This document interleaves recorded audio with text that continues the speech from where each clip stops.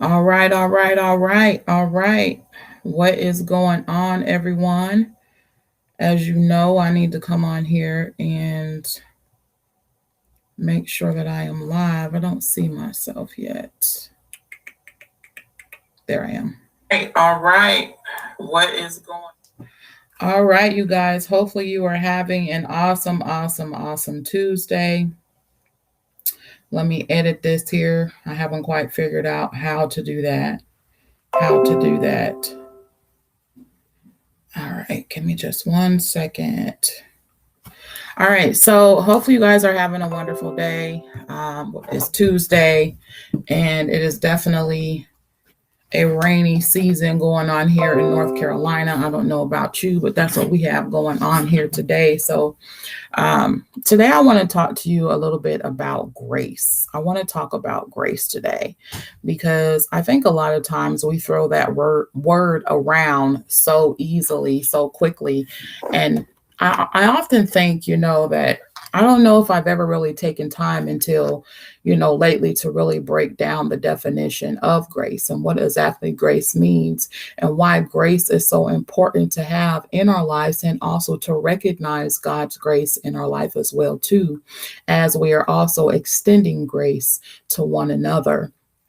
But before I jump into that, I really want to share with you guys the fact that I feel there is a shift that is going on in a lot of people's lives right now, and I feel like there is some turmoil, there is some resistance, there's some unsureties going on, and the enemy is definitely busy trying to confuse you, trying to deter you, trying to discourage you, depress you, disappoint you, delay you, derail you, all of those. And I want you to be really, really discerning in whatever season that you find yourself in. Um, a lot of times I hear people say things like when it rains, it pours and things like that. But I really want to encourage you in this season to not get so caught up in being hasty, to not get so caught up in trying to rush God's work in your life. I'm going to give you an example. When in the Bible, it talks about Elijah in Kings, okay, First Kings. And I want you to take time, if you would, to go back and read in that section. Start off in maybe about chapter 15, First Kings 15. And I want you just to kind of follow Elijah's journey. And really, what it really kicks off for me is in First Kings 17, okay? And you'll see in there where he was actually sent, God sent him to a place called Kerith. And in this place called Kerith, God also let him know that he would drink from the brook. In this place called Kerith, it was a place, it was a valley where it was determined by the weather, by the seasons, whether or not there was rain would determine if there was water to drink in the brook, if there was vegetation there. And the beautiful thing about Kerith is that although it wasn't something that most people would desire, although it wasn't something that most people would consider abundance, there was a transition, there was a happening that took place in that land of Kerith for Elijah. And some of you guys may find yourself in that place of Kerith where it feels like you're in lack, where it feels like you're struggling, whether it be emotionally, physically, financially, mentally, whatever ways you feel like you are experiencing Kerith in your life. I want to tell you some things on today because I was in a point of Kerith recently as well too. And the thing is that when we go through those seasons in our life, the only thing that we begin to think about is getting out of it. We want to try to figure out, how do we climb out of this valley? How do we end this season quickly? How do we change our circumstances? Well, the problem with that is we often focus on what it is that we need to do to get out of there, how we can fix it, how we can change it. But instead, what I would encourage you to do, if you find yourself in that season now, or you find yourself heading towards that season, is I want to encourage you to take a breath. take a breath for a moment. Because when I was in that season, my first response was, oh no, I don't like this. Oh no, what do I have to do to get out of here? And when I began to understand that it wasn't necessarily about what I had to do to get out of there, more so than it was for me to understand that what it is that God was trying to do while I was there. So let me say it again. It wasn't what I had to do to get out of there, but it was more so what God wanted to do while I was there, while He had me there, while He allowed me to be there. And it was in that time, that valley of Kerith, that I found myself developing an entire new relationship with God. That it was in that valley that I found myself discovering my truth and who I really was.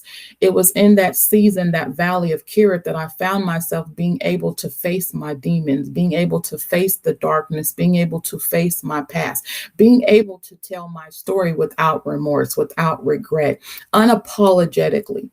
It's in these seasons that our first response is to fight, to flight, or to freeze. But I want to encourage you, if you find yourself in that season now or coming up, or maybe even coming out of it, ask yourself, what is it that God is trying to do in my life while I am in this season? Because I want you to understand something.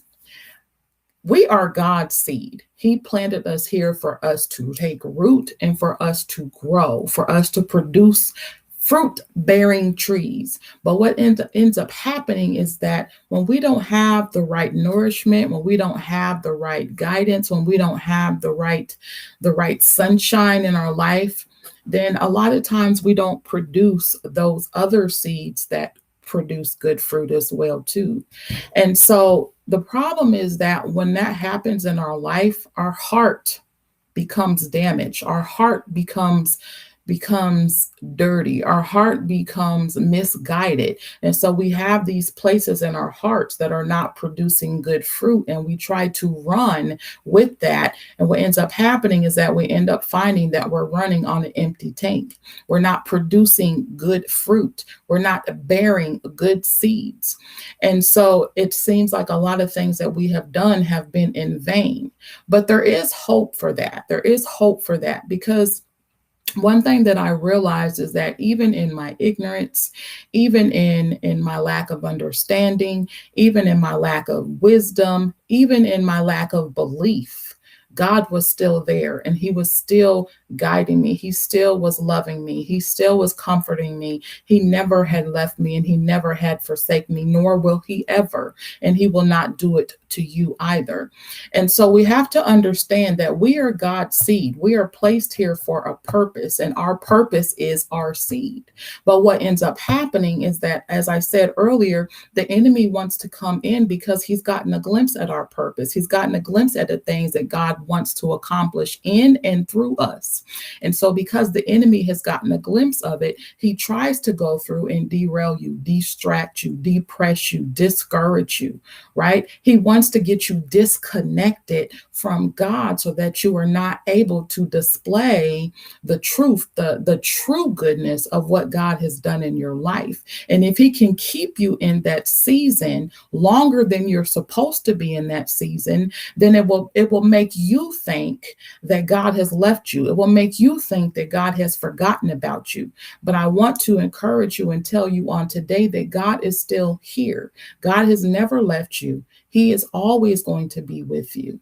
And so when we understand that who we are, what we've heard, what we've believed, what we've thought, all those many things can place a big darkness, a big damaging, gaping wound on our heart, on our existence, because we don't understand the things that he's trying to tell us, because we just cannot believe it. And so what I really want to encourage you on today is to take time to really look at how God has shown up in your life and given you grace. Not just mercy, but grace. And I also want you to think about the areas in your life where you have given grace, but where you can give yourself a little bit more grace, but not just yourself, also to other people. But in order to be able to give grace and be able to receive the grace and recognize the grace and really relish in how good God's grace is, you need to understand what exactly grace is. So I want to actually read it to you because I was breaking it down in my studies and I was like, wow, I never really thought about it that way. So let me read this to you.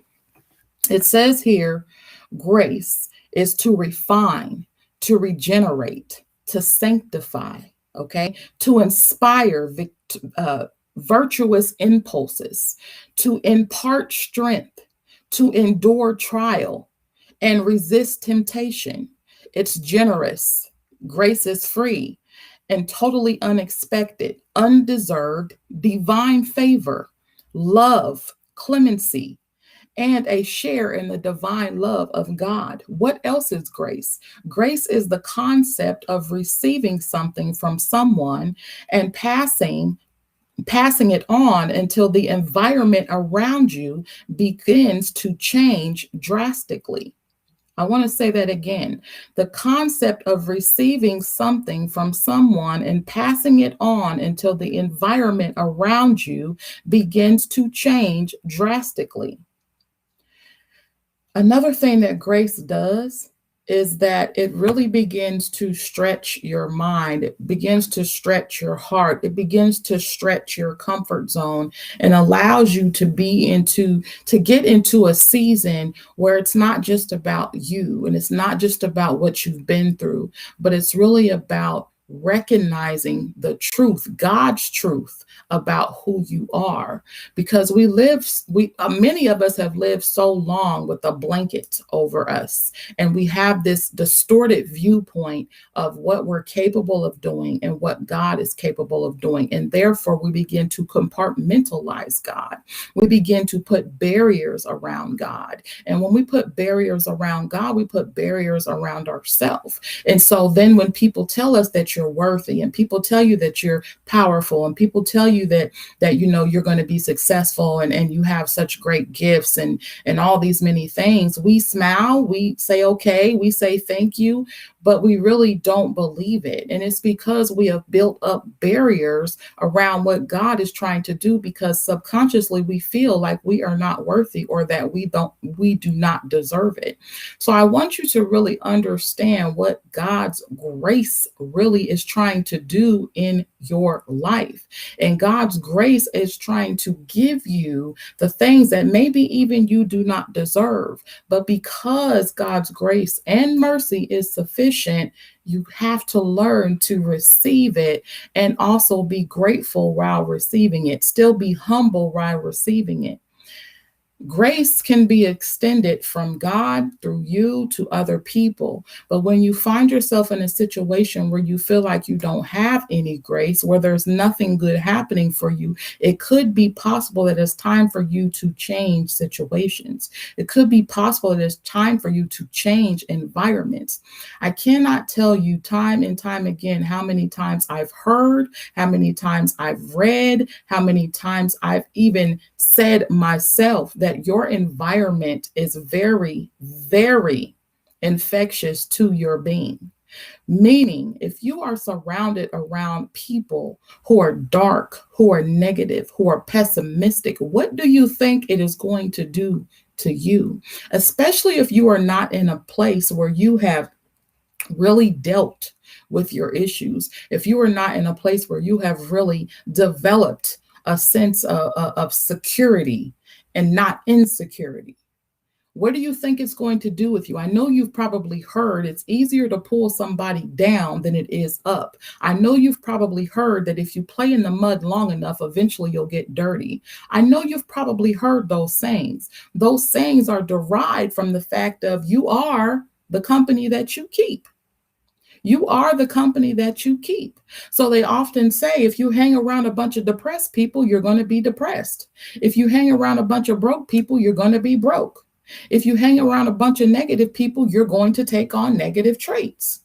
But what would happen if you were start to hang around people who were uplifting, people who were successful, people who were optimistic instead of pessimistic? What would happen if you begin to change your environment and not be so caught up in what society says or what it looks like or what culture says and things like that? We live in an age now where everything is canceled. Oh, they're canceled, they're canceled, they're canceled. If you dress a certain way, you're canceled. If you say something the wrong way, you're canceled. If you decide that you don't want to live outside of your means, you're canceled. We live in a cancel culture. And the sad thing about the cancel culture that we're living in is that if I could say it, the cancel culture is also trying to cancel Christ. The cancel culture is also trying to cancel grace. It's all about the facade. It's all about keeping up with the Joneses. It's all about appearing that everything is good. But I would challenge you on today to really start to step outside of the box and really start to lean on God and ask him, what is it that I need to change in my life? What is it that I need to do so that I am able to get to my purpose? Because again, I said earlier, your purpose is your seed, and you want to make sure that everything that you are doing is getting you to your purpose, that is helping you to accomplish the things that you were created to accomplish. What is it? What are the gifts that you were given? What are the things that you are supposed to be doing in life? Because if you are hanging around people that is taking you in the opposite direction of healing, of growing, of uplifting, of changing, of nurturing, of developing, of becoming wiser, of becoming more skilled, of becoming more honest, of becoming more secure in yourself and who you are and whose you are, then what are you doing? What are we really doing right now? We are in a society, a world today, we're so scared to tell the truth and so scared to keep it real. Everything seems to have to be sugar coated, and people want to beat around the bush instead of just saying, hey, look, you're no good for me. I can't have you in my life because you are toxic to my growth. You are toxic to my health. You are toxic to my survival. You are toxic. You have to get to a point where you start to recognize that if a person is not meant to be in your life, chaos will follow. Chaos will follow. Chaos. It took me a while to really begin to understand that. And the thing is that I always knew it, because we know that God is not the author of confusion. And so where you're in areas where you find that everything is confusing for you, everything is chaotic, your thoughts, your feelings, your emotions, your life, people around you, everything is just blowing up one thing after the other. It seems that you may need a little bit more grace in your life. And it seems like you may need to give yourself a little bit more grace. And a lot of times when we're told to give people grace, we think that means that we're supposed to allow people to stay in our life that should not be there. We think that that means that we're supposed to allow people to keep doing things to us that we know is wrong and that we know is tearing us down. We think that that means that we should allow people to abuse us and take advantage of us and mistreat us and allow them to have that access and that power in our life. That's not what people mean when they say give people grace. Giving grace also applies to yourself. You have to give yourself grace as well too. How are you going to give somebody else grace if you're not even willing to give yourself grace? What does that show about how you value yourself? Yes, you'll make mistakes. No, you're not perfect, but you're striving to be the best version of who you were created to be. The best version of who you were created to be. How are you anticipating accomplishing that goal if you are surrounded by people who are constantly misusing you, abusing you, taking advantage of you, talking down on you, talking down to you? It's going to be difficult for you to accomplish those goals. So I would encourage you and challenge you even on today. Are the seeds that you're planting getting you closer to your purpose? Are you extending grace, and are you receiving the grace that God is trying to give you in your life? Because there was so long where I didn't even recognize God's grace. I didn't even recognize his grace. even some of the smallest things, I didn't even recognize his grace. I overlooked it.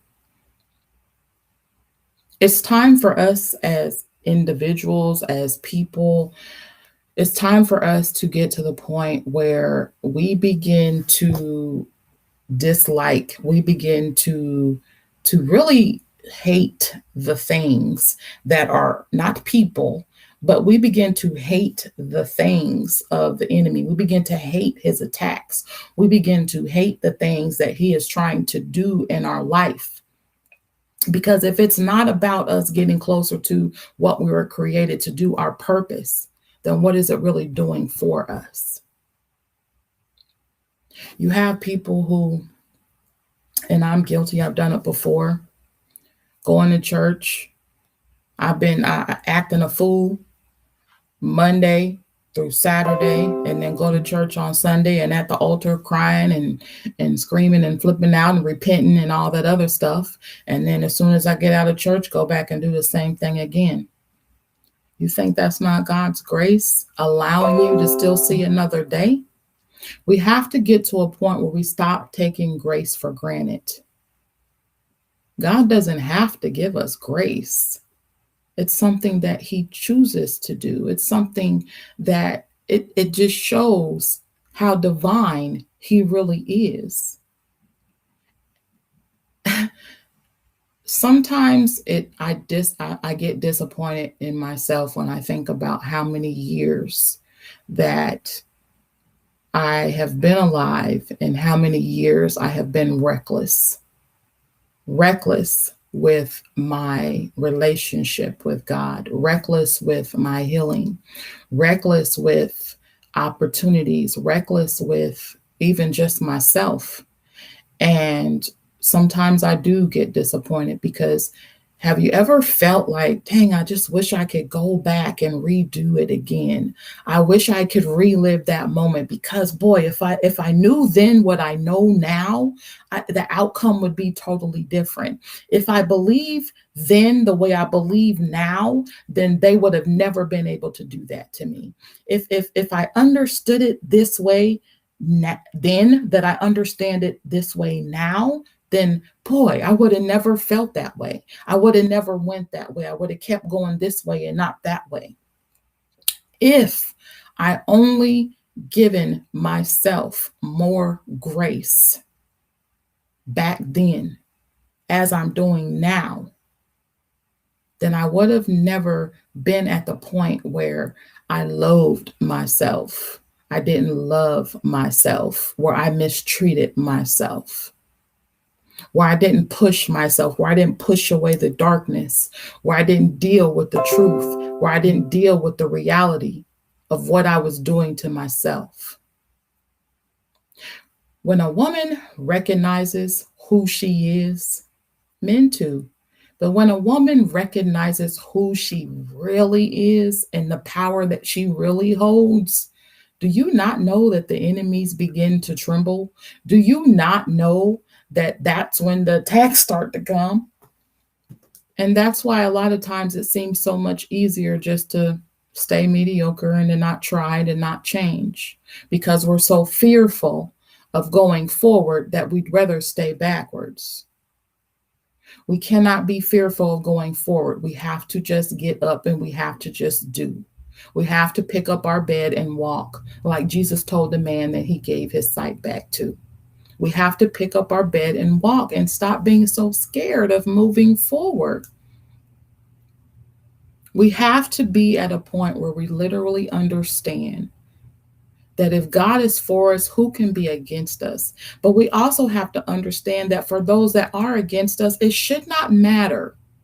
It does not make us and it does not break us. So what if someone doesn't like you? So what if someone talks about you? So what if they laugh at you? It doesn't matter. It just doesn't matter. My dad used to tell me all of my life that you have to have the principle of mind over matter. Mind over matter. You don't mind it because that situation don't matter. You don't mind it because that situation don't matter. There's nothing that you can do to change it. There's nothing you can do to make everybody approve or everybody like or everybody not do this or not do that. There's nothing you can do. So don't even devote the time or the energy to trying to change that. God is giving you grace to continue to propel you forward. Let me say this again. Grace is meant to refine you. It's meant to regenerate you. It's meant to sanctify you. It's meant to inspire you. It's meant to impart strength so that you can endure trials and resist temptations. Grace is meant to be generous and free. Grace is totally unexpected and undeserved. Grace is divine favor. Grace is love. Grace is clemency. Grace is also a share in the divine life of God. Grace is the concept of receiving something from someone and passing it on until the environment around you begins to change drastically. We have to get to a point where we understand that grace is not us staying where we're at. We need to continue to move forward. We need to continue to push forward and do the things that we were called to do while we still have time to do it. Because I'm here to tell you, my friends, if you continue on dealing with the things of the past and accepting the lies that the enemy keeps putting in your way, in your mind, in your environment, in your life, in your ear, in your heart, then you may miss the opportunity to answer the call to greatness. You do not have to stay the way that you are. There no longer is an excuse for you to hide behind. If I can do it, and if I can continue to do it, I know you can do it too. It's time for us to rise up. It's time for us to separate ourselves from the darkness that continues to try to plague us and keep us stuck in history. It's time for us to move on. It's time for us to grow. As I said, God plants us here. We are the seed that has grown into a tree. What fruit are you bearing? What fruit are you bearing?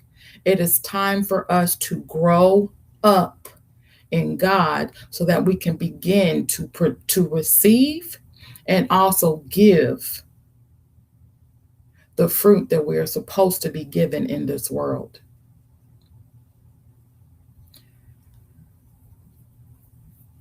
I hope and I pray, because the conversations that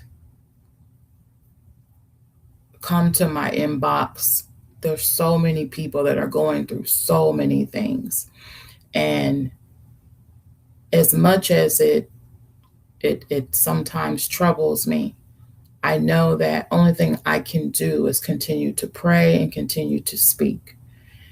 And it's no longer my focus of who likes it or who don't like it, because I know that there is someone who needs it and someone who sees it. But I hope and I pray that for those who are stuck in that world of darkness and you feel like there's no hope and you feel like there's no light, I want you to continue to remember that God's grace and God's mercy is sufficient for you too. It's not just for them, it's for you too. And you don't have to stay in darkness. Turn on a light. Stop setting yourself up for depression. Stop disappearing. Stop doing that. Stop going away and separating yourself from people that want good for you. I understand that there's a time where God needs to have you, just you and him. I know that. I know that for a fact. But I also know that there's times when you make a decision to go off on your own. And when you make a decision to separate yourself from people who are trying to push you to be the better version of yourself, it means that you are choosing to stay in your mess. You have to make a choice that I'm no longer going to comfort and feed this darkness. I'm going to allow myself to be exposed. I was told once that exposure brings closure. I truly believe that. Stop living in secrecy. Stop trying to hold on to that. Look, it's not doing you any good. It's not doing you any good. Do you feel good? Does it make you feel good to sit in that darkness all the time? No, it don't. But you think that you can't do better. You think that it don't get better. You think that you can't bear to expose what it is that the enemy is trying to do to you. It's time for you to come out of it, and it's time for you to let it go. It's not going to kill you, but it is going to make you stronger. And understand that God's grace is there for you. He gives it to you when we don't even need it, when we feel, shall I say, because we always need it. When you feel like you don't need it, when you feel like you don't got it, you got it. Stop trying to push him away. He's really who you need in this season that you're in. And if you are in a season of Kirith, don't rush. Don't rush it. I've said before, this is where the preparation takes place. This is where the tutoring takes place. This is where the refining takes place. Be okay with a little bit of pressure.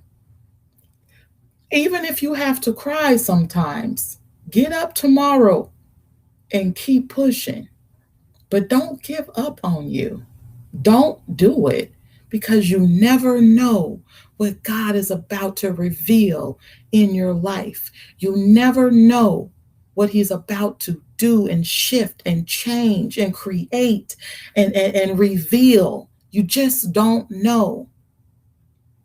I've often said, which I just love this part in the Bible, of how Daniel, if he had stopped praying on the 20th day, his prayer would not have been answered.